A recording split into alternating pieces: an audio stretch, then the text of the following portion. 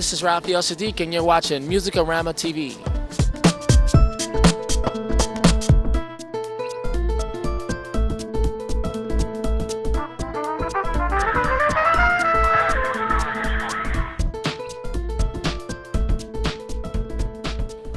It's some music that I really enjoy. So, I really enjoy it, and I felt like it was time for me to make a record like this. And I just, I managed it because it came from the heart. It wasn't planned out. It's just something I wanted to do, and I love the feedback I'm getting from the fans. It's been pretty cool. A little surprising, but really cool.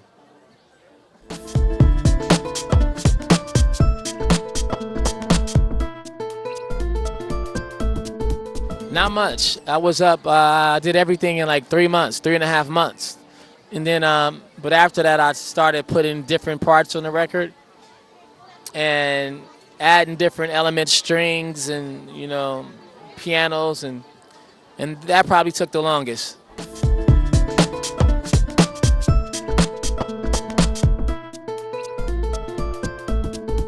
Well, the label didn't really, I was at the label, but they didn't know me really. They knew of me, but they didn't never. I wasn't signed to the label. It was really a Maxwell label, Beyonce and a John Legend label and a John Mayer label. They didn't really know anything about me as far as making records. And I'm sure they heard of me, but I had already made the record, so I just gave them the record, and so they didn't really know what to do with the record. I just said I should get on the road and be in front of people and go play the record for people. And that way, that'll help them see what I do. It's not cookie cutter.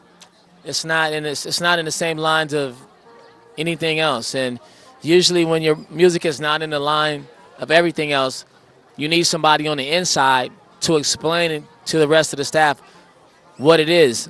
And I didn't really have a go-to person, but Rick Rubin sort of kind of came around and kind of gave everybody an explanation to what I was doing.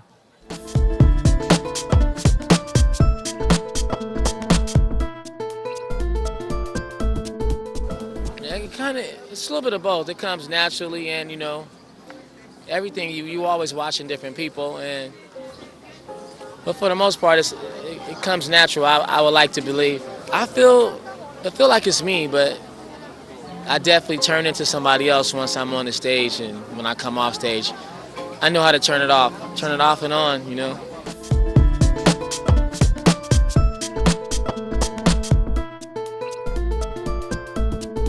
I think I just never have.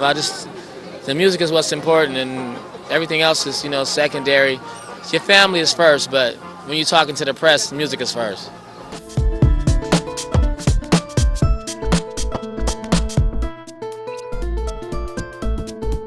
My father did. My father put the instrument in my hand, and my brother played, my uncle played. All my neighbors could play really good, and I just followed suit and just picked up on it like everybody else. Very musical family, very musical neighborhood. Just everybody. Music was like looting. Everybody had a bass, a guitar, an instrument.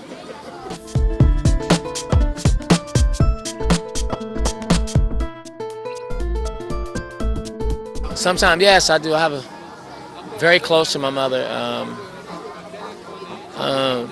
We have a very close relationship. She's sort of like a comedian. She's really funny, and she always knows when something's wrong. You always go home when something's wrong, and I'm glad to have her around, in my life when I'm in the music industry. Yeah.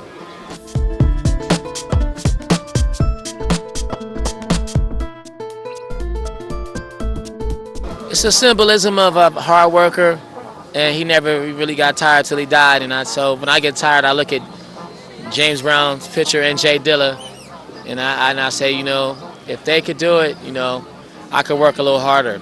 My dad is a real hard worker also, so it's in my blood to be a hard worker. If I was doing hard labor, I'd be a hard worker too. So in music, I'm a hard worker also.